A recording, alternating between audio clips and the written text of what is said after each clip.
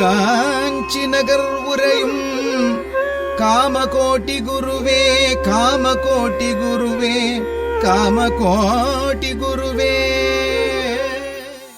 நேயர்களுக்கு அன்பு வணக்கம். இன்றைய அனுஷத்தின் அனுகிரகம் நிகழ்ச்சியில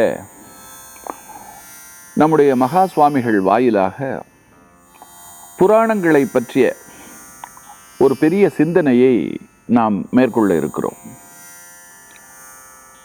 புராணங்களை நாம் கேள்விப்பட்டிருக்கிறோம். நம்மை சுற்றி இருக்கக்கூடிய நண்பர்களில் யாராவது ஒருவர் சற்று பழமைவாதியாக இருந்தால் நாம் அவரை சரியான பழைய புராணமாக இருக்கிய என்று ஏளனம் செய்வதை நாம் பார்த்திருக்கிறோம். புராணம் என்று சொன்னாலே அது ரொம்ப பழமையானது, பொய்யானது, மிகையானது, ஏற்கத்தக்கது அல்ல, மிகுந்த கற்பனை உடையது, இப்படி அதற்கு என்று ஒரு அர்த்தம் கடந்த சில ஆண்டுகளில் பலராலே கற்பிக்கப்பட்டிருக்கிறது. குறிப்பாக விஞ்ஞானம் பெரிய அளவிலே வளர்ந்து விட்ட நிலையில் விஞ்ஞானத்திற்கு புலனுடைய சாட்சிகள் மிகவும் அவசியம்.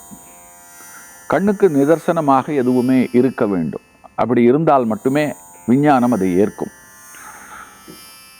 ஆனால் புராண கதைகளை நாம் கேள்விப்படும் பொழுது, விஞ்ஞான ரீதியாக அதை ஒப்பிட்டு பார்க்கும் பொழுது அது முரணாக நமக்கு தெரிகிறது. ராவணனுக்கு 10 தலைகள் என்று ராமாயணத்திலே நாம் படித்திருக்கிறோம். ஆனால் ஒரு மனிதனுக்கு ஒரு தலைதான் இருக்க முடியும். அபூர்வமாக கருக்கோளாறு காரணமாக இரட்டை தலையுடன் இந்த உலகத்திலே சில குழந்தைகள் பிறந்திருக்கின்றன. மற்றபடி ஒரு மனிதனுக்கு 10 தலைகள் இருப்பது அப்படிங்கிறதெல்லாம் சாத்தியமே இல்லை என்று விஞ்ஞானம் சொல்லுகிறது. நாம் அந்த விஞ்ஞான காலகட்டத்தில் வாழ்ந்து கொண்டிருக்கின்ற காரணத்தினாலே நாம் அந்த விஞ்ஞானத்திற்கும் சற்று கட்டுப்பட்டவர்களாக இருக்கிறோம். ஏனென்றால் நாம் தரித்திருக்கிற ஆடையிலே இருந்து, நாம் தலைவாரி கொள்வதற்காக பயன்படுத்துகிற சீப்பிலே இருந்து, அணிந்திருக்கிற மூக்கு கண்ணாடியிலே இருந்து எல்லாமே ஒரு வகையில் விஞ்ஞானம் சார்ந்தவை தான். ஆக விஞ்ஞானத்துக்குள்ளே இருந்து கொண்டு விஞ்ஞான பாதிப்பில்லாமல் இருக்க முடியாது.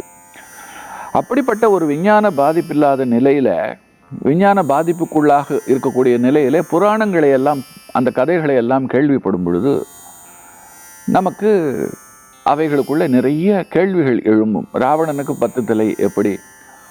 ஹனுமன் கடல் மீது பறந்து சென்றான், ஒரு மனிதனால் பறக்க முடியுமா? ஜாம்பவான் என்கின்ற கரடி மனிதர், ஒரு கரடி, அது கரடி எங்கேயாவது மனிதர்களைப் போல பேசுமா? வானரர்கள், அதாவது குரங்குகளைப் போல முகமும் மனிதர்களைப் போல உடம்பும் உடையவர்கள். அப்படியானால் அந்த வானர இனம் இப்பொழுது ஏன் இல்லை? அப்படி ஒரு இனம் இருந்திருக்க முடியுமா? இப்படி ராமாயணம் என்கின்ற ஒரு இதிகாசத்தை தொட்டு சிந்திக்கும் பொழுதே நமக்குள்ளே நிறைய இன்றைய விஞ்ஞான தாக்கத்தின் காரணமாக கேள்விகள் எழும்புகின்றன. இதே போல மகாபாரதம் மற்றும் வேதங்கள் மற்றும் வேதத்தினுடைய உப புராணங்கள், 18 புராணங்கள் என்றெல்லாம் இருக்கிறது.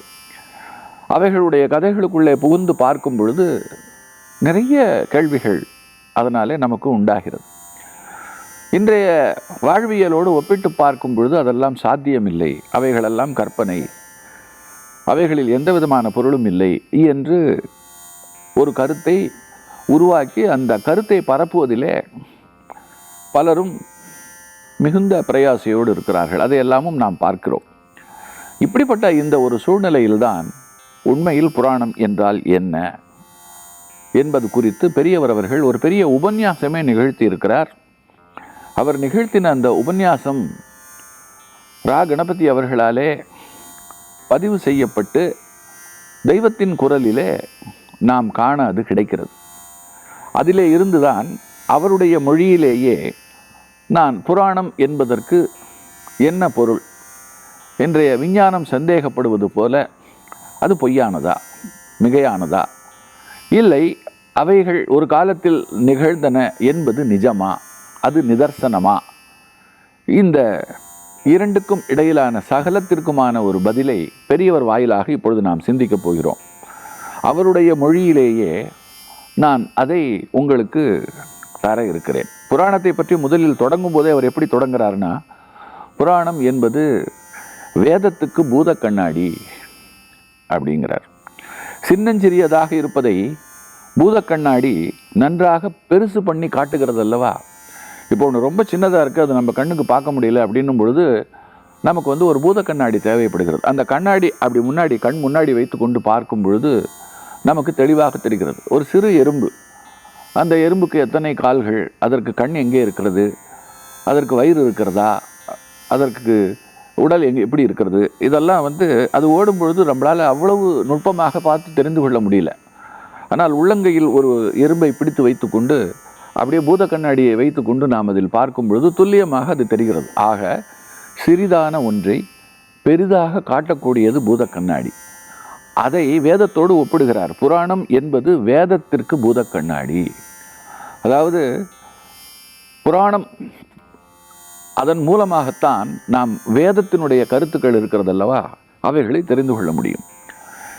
வேதம் இந்த உலகத்தில் உயிர்கள், குறிப்பாக மானுட வாழ்வு, அந்த வாழ்வு எப்படி இருக்கணும், மனிதர்கள் எப்படி நடந்து கொள்ள வேண்டும், அவர்கள் பின்பற்ற வேண்டிய தர்மங்கள் என்ன, இந்த உலகம் எதற்காக படைக்கப்பட்டது, இந்த உலகம் படைக்கப்பட்டதனுடைய பின்புலத்திலே யாரெல்லாம் இருக்கிறார்கள், இந்த உலகம் எப்படி இயங்குகிறது, அதிலே மனிதன் தன் பிறப்பிலே செய்ய வேண்டிய கடமைகள் எல்லாம் என்ன, கடமை செய்தால் என்ன பயன், கடமை தவறினால் அதனால் ஏற்படக்கூடிய தீங்கு என்ன என்று மனித வாழ்க்கையை நெறிப்படுத்துவதற்காக நமக்கு அளிக்கப்பட்டிருக்கக்கூடிய ஒரு வழிகாட்டி, அதுதான் வேதம். இந்த வேதம் என்பது நம்முடைய சனாதனமான இந்து மதத்திற்கு மட்டும் அல்ல, நம்முடைய பாரத தேசம் மட்டும் அல்லாமல் இந்த உலக அளவிலே பல மதங்கள் இருக்கின்றன. ஒரு ஆச்சரியம் என்னவென்று சொன்னால், எல்லா மதங்களிலும் ஒரு வேத புத்தகம் இருக்கிறது. அந்த வேதம் தான் அவர்களுக்கு வழிகாட்டி. இஸ்லாமியர்களுக்கு குர்ஆன் தான் வேதம், அதே போல கிறிஸ்தவர்களுக்கு பைபிள் தான் வேதம். இப்படி ஒவ்வொருத்தருக்கும் அவர்களுக்கு வழிகாட்டுவதற்கு என்று ஒரு நூல், அந்த நூலுக்கு வேதம் அப்படின்னு பேர். அந்த நூலுக்குள்ளே என்ன இருக்கிறது என்பதைத்தான் நான் பூரணமாக சொன்னேன். அது ஒரு மொழியிலே இருக்கிறது. அந்த மொழியை தெரிந்தவனால் தான் அதை கற்க முடியும். ஆனால் இந்த உலகத்தில் இருக்கக்கூடிய கோடான கோடி பேருக்கும் அந்த மொழி தெரிந்திருக்குமா? முதல் கேள்வி. எல்லோராலும் வேதம் படிக்க முடியுமா என்றால் அது அடுத்த கேள்வி. என்றால் வேதத்தை அறிந்து கொள்ள முடியாத நிலையில், வேதம் கற்க முடியாத நிலையில் இருக்கக்கூடிய ஒரு உயிர், ஒரு மனிதன், அவனுக்கு வேத நெறி தெரியாத நிலையில் அவன் எப்படி வாழ்வான்? அவனால் வேதம் சொன்னபடி எப்படி நடந்து கொள்ள முடியும் என்கின்ற ஒரு பெரிய கேள்வி எழுகிறது அல்லவா? அதற்குத்தான் பெரியவர் பதில் சொல்லுகிறார். வேதத்தில் உள்ள கருத்துக்கள் இவை எப்படிப்பட்டது என்பதை வேத வாக்கியங்கள், வேதங்களின் வரிப்படி சொன்னால் எந்த அளவிற்கு அது போய் சேருமோ தெரியாது. அதையே ஒரு கதையாக சொல்லும் பொழுது அந்த கதை எல்லோருக்கும் போய் சேரும். பாமர ஜனங்களிலே இருந்து எல்லோருக்கும் போய் சேர்ந்து அவர்கள் மனதிலே ஆழமாக தங்கி மறைமுகமாக அந்த கதை வடிவிலே வேதத்தின் கருத்து தங்கி விடுகிறது. அதனால்தான் வேதம், புராணம் என்பது வேதத்திற்கு பூத கண்ணாடி என்று புராணம் குறித்து ஒரு அழகான வியாக்கியானத்தை பெரியவர் தருகிறார். அது மட்டுமல்ல, இப்படி தந்தா போருமா? இதை தொடர்ந்து அப்படி என்ன கதைகள், அந்த கதைகள் மூலமாக எந்த வேத கருத்து நமக்கு சொல்லப்பட்டது அப்படிங்கிறதையும் அவர் தொடர்ந்து சொல்லுகிறார். அது என்ன? நாளை வரை காத்திருக்கு.